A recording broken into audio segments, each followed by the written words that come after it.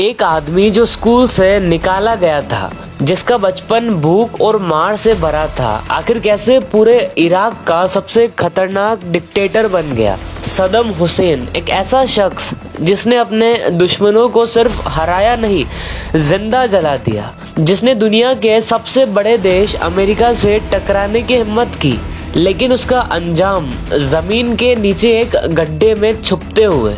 ये कहानी है पावर, खून और बर्बादी की।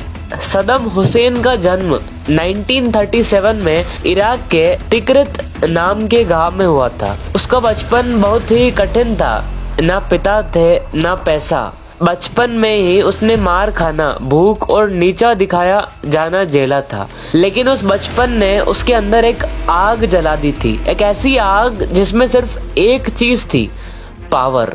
1957 में सद्दाम ने बाथ पार्टी ज्वाइन की, एक ऐसी पॉलिटिकल पार्टी जो अरब नेशनलिज्म और सोशलिज्म में विश्वास करती थी। 2 साल बाद 1959 में सद्दाम ने इराक के प्राइम मिनिस्टर पर असैसिनेशन अटेम्प्ट किया। गोली चली, खून बहा, लेकिन सद्दाम जिंदा बच गया। वो सीरिया और फिर इजिप्ट भाग गया। वहाँ उसने पॉलिटिकल ट्रेनिंग ली और अपनी आइडियोलॉजी को और तेज बनाया। 1968 में बाथ पार्टी ने इराक में कोप किया, यानी सरकार गिरा दी। सद्दाम अब एक पावरफुल पॉलिटिकल लीडर बन गया। प्रेसिडेंट अहमद हसन अल-बकर के नीचे वो डिप्टी प्रेसिडेंट बना, लेकिन असल पावर उसके पास ही थी।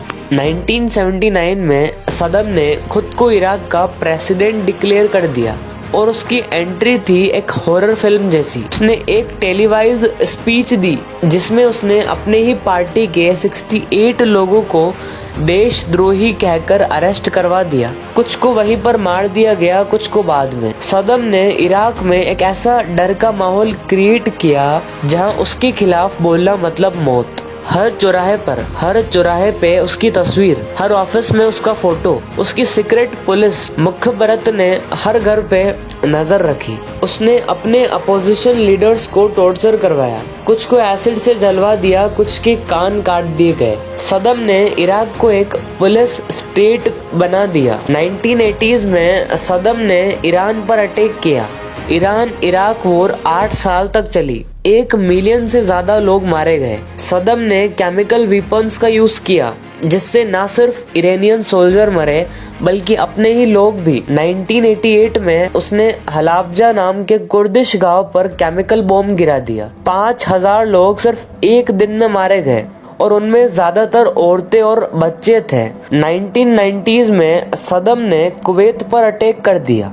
अमेरिका ने गल्फ वॉर शुरू की। इराक की आर्मी हारी, लेकिन सद्दाम फिर भी प्रेसिडेंट बना रहा। सैंक्शन लग गए, इकोनॉमी टूट गई, लेकिन सद्दाम ने अपने पैलेस बनाना बंद नहीं किया। 2003 में अमेरिका ने इराक पर दोबारा अटैक किया।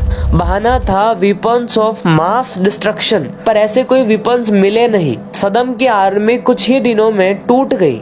दिसंबर 13, 2003 अमेरिकन आर्मी ने सद्दाम को एक छोटी सी जगह पे धरती के नीचे गड्ढे में पकड़ा। वो थका हुआ, कमजोर और डरा हुआ था। उसका डीएनए मैच हुआ और सब कंफर्म हो गया। 2006 में उसका ट्रायल हुआ, उसे मौत की सजा मिली। 30 दिसंबर 2006 को सद्दाम हुसैन को फांसी दे दी गई। सद्दाम ने एक स्ट्रॉन्ग इराक बनाया था, लेकिन उसकी बुनियाद थी खून, डर और लूट। उसकी डेथ के बाद इराक में सिविल वॉर, टेररिज्म और अमेरिका का कब्जा हो गया। देश बिखर गया। एक ऐसा डिक्टेटर जिसके पास सब कुछ था, पावर, पैसा और कंट्रोल, लेकिन फिर भी उसका अंजाम था जिल्लत और मौत।